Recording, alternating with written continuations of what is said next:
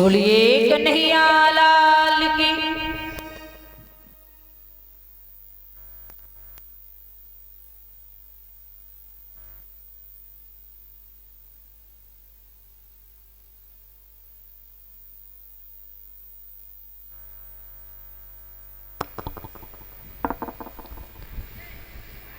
तो देखते हैं महाराज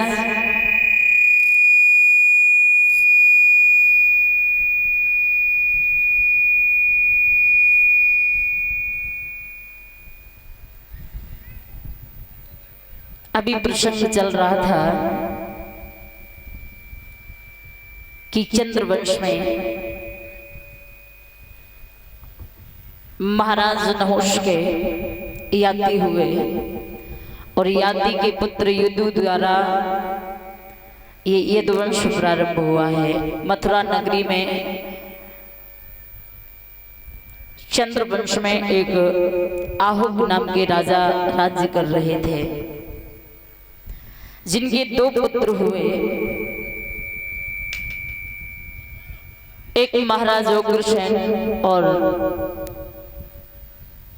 उनके पुत्र देवक। आज महाराज उग्रसेन बड़े होने के कारण महाराज आहुक ने उग्रसेन को राजा बनाया है। उग्रसेन की पत्नी का नाम पवन रेखा था और पवन रेखा बहुत बड़ी पतिव्रता नारी थी, लेकिन भगवान ने इन्हें संतान नहीं दी थी।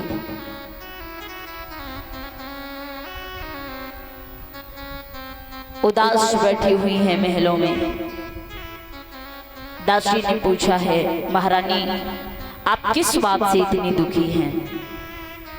तो रानी ने रोते रोते सारी बात बताई है। क्या बताएं हम आपको कि आप क्या जानो कि हमें किस बात का दुख है।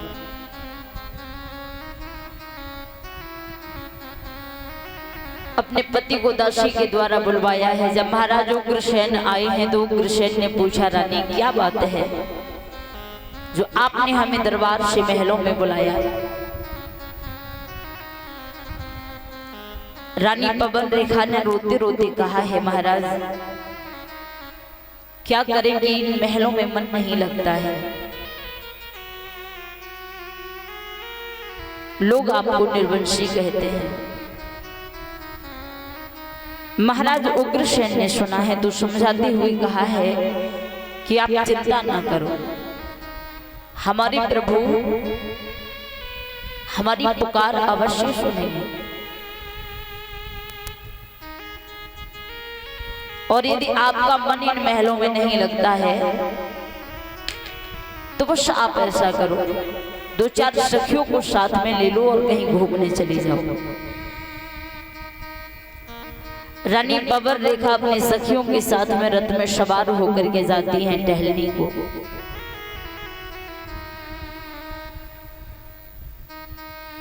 एक सुंदर से फूल बाग में जाकर के पहुंचे। उस फूल बाग में जाकर के देखा बड़ी सुंदर सुंदर फूल खिले हैं, भौरे उड़ रहे हैं, तितलियां उड़ रही हैं। ऐसी सुंदरता को रानी पवन रेखा ने जब देखा तो अपने दुख भूल जाती हैं। उस फूल बाग की सुंदरता को देखती हैं। उस फूल बाग में एक द्रुमलिक नाम का राक्षस रहता था। और जब उस राक्षस ने रानी पवन रेखा की सुंदरता को देखा, सुंदरता देखते ही उसकी नियत बदल जाती है।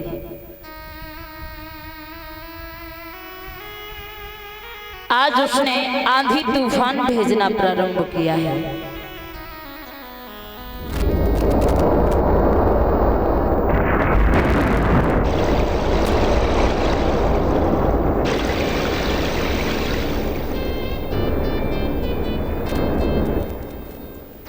उस राक्षस ने महाराज उग्रसेन का भेष धारण किया है, रानी पवन रेखा के सामने आया और रानी पवन रेखा उसे पहचान ना सके।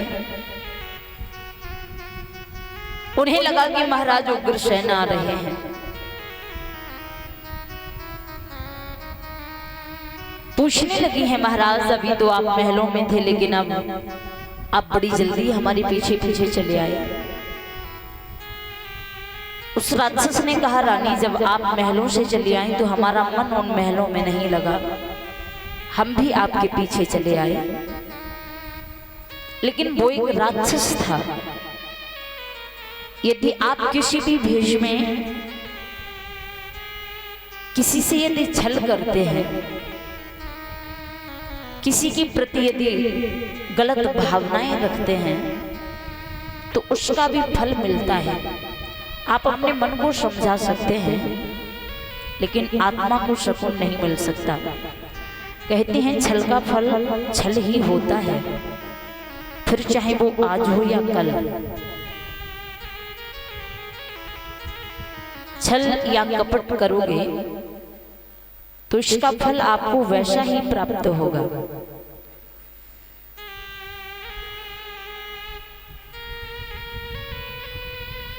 प्रभु श्री राम जी के चित्र की पूजा हर कोई करता है, पर चरित्र की पूजा कोई करना ही नहीं जानता कि प्रभु श्री राम जी ने कर्म क्या किए थे। त्याग दी थी खुशियां पिता का मान रखने के लिए। राम जी ने बहुत कुछ खोया है श्री राम बनने के लिए। इज्जत पाने के लिए हमें दूसरों की इज्जत करनी पड़ती है, और यदि इज्जत नहीं करोगे तो इज्जत नहीं मिलेगी। यदि बच्चे को गालियां देकर के बुलाओगी तो बच्चा भी गाली देकर के चला जाएगा। यदि उसे सम्मान से बुलाओगी तो सम्मान बराबर मिलेगा। आपका सम्मान जितना समाज में है आप उस तरह से चलिए, नहीं तो दो कौड़ी के लोग आपकी इज्जत से खेल जाएंगे। क्योंकि इस जमाने में बड़ी सोच समझ करके कदम रखना चाहिए, क्योंकि आज के समय में टाइम पास का दौर है। लोग खुली किताब समझते हैं। यदि खुली किताब बनोगे तो पढ़ करके फेंक दिए जाओगे। टाइम पास का दौर है, लोग केवल यूज करना जानते हैं, उसका मतलब नहीं समझते हैं। जहां आपको लगे कि यहाँ हमारी हार हो रही है वहां झुकना ही ठीक है। यदि घमासान युद्ध हो रहा हो और उस युद्ध से बच करके निकल जाना ही बहादुरी है, वहां पर लड़के मर जाना कोई बहादुरी नहीं है। लेकिन फिर भी लोग अपने आप को जब बहादुर समझते हैं, उनसे कहना है एक बार वो अपनी सुंदरता शीशे में ना खोजें, लोगों के हृदय में खोज करें। कहते हैं तलवे चाटने वाली पहचान ज्यादा दिनों तक टिकती नहीं है। यदि वही पहचान तलवे घिस करके बनाई जाती तो 3 पीढ़ियों तक आसानी से टिकी रहेगी।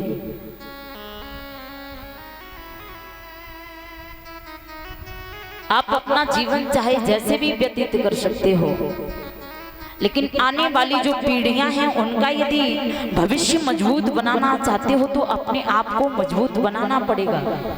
आपको अपना चरित्र स्वच्छ बनाना पड़ेगा। जब हम कोई मकान बनाते हैं तो सबसे पहले जब उसकी नींव मजबूत होती है तो मकान अपने आप ही मजबूत बन जाता है, और जिसकी नींव मजबूत नहीं होती वो मकान जल्दी टूट जाता है। इसलिए अपने आप को स्वच्छ बनाइए, और अपने आप को अच्छा बनाओगे, अपने चरित्र और संस्कारों को संभालोगे तो उससे हमारा आने वाला भविष्य, हमारे आने वाले बच्चों का भविष्य अपने आप ही चमकने लगेगा। क्योंकि कुदरत ने हर इंसान को हीरा बनाया है, जो घिसेगा वो चमकेगा। उठो और जागो, अपने आप को पहचानो,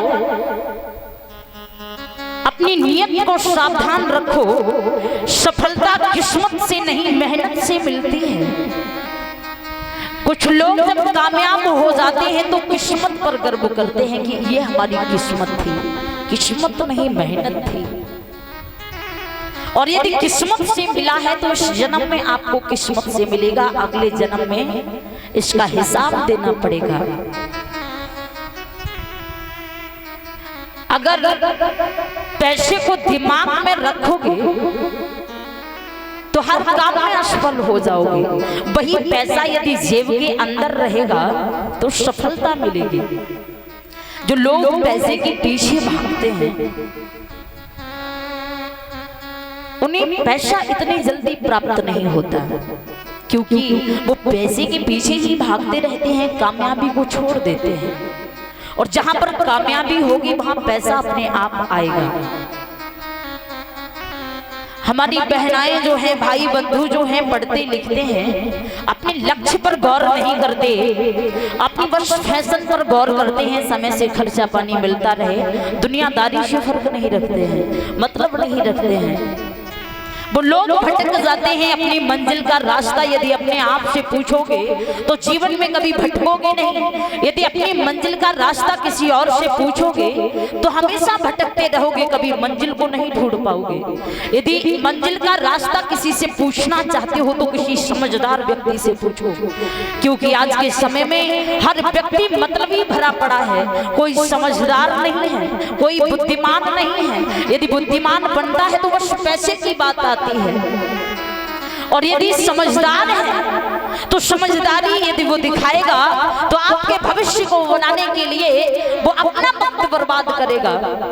और आज के समय में लोग अपना मतलब निकालने के लिए आपके पीछे अपना वक्त बर्बाद करते हैं। आपको लगता है कि शायद ये हमें बहुत मानता है, शायद ये हमें बहुत चाहता है। लोग यदि अपना वक्त बर्बाद करते हैं तो अपना मतलब हल करने के लिए, और आप मूर्ख बन जाते हैं। आज महाराज रानी पवन रेखा ने उसे समझ नहीं पाया। उसकी जब परछाई पड़ी है, रानी पवन रेखा ने जैसे ही उसका असली रूप देखा, रानी पवन रेखा दूर हटके खड़ी हो जाती है। अब शब्द बोलने लगी, अरे नीच, यदि मैंने तुझे पहले से पहचान लिया होता तो अपने पतिव्रत धर्म से श्राप देकर के भस्म कर देती, लेकिन तूने मेरे धर्म को नष्ट कर दिया।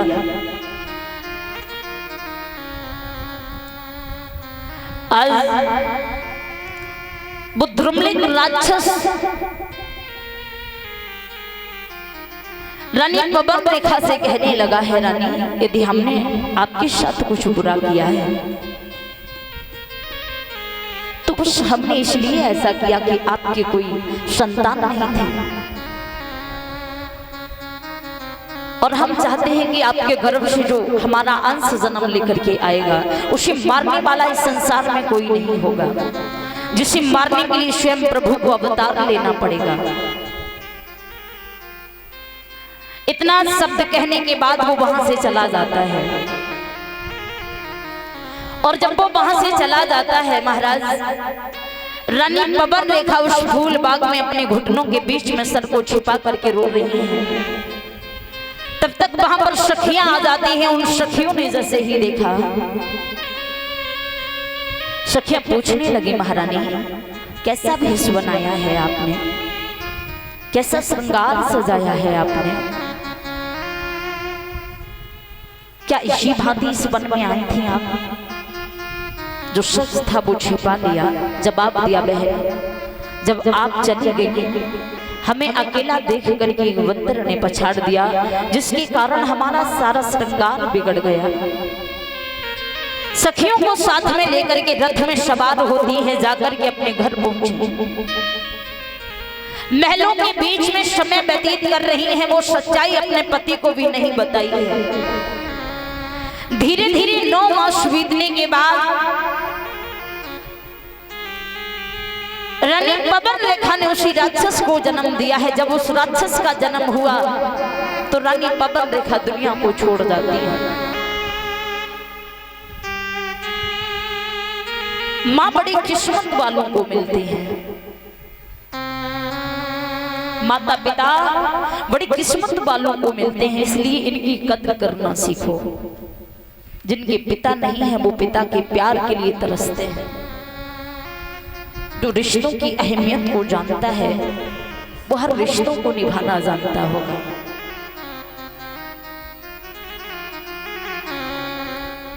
और रिश्तों की याद तब आती है जब हमें कोई गैर ठुकराते हैं। आज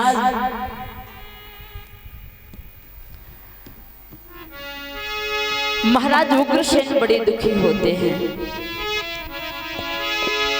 सोच रहे हैं कि एक माँ अपनी संतान को हर तरह से पाल सकती है, लेकिन पिता के लिए इतना संभव नहीं है।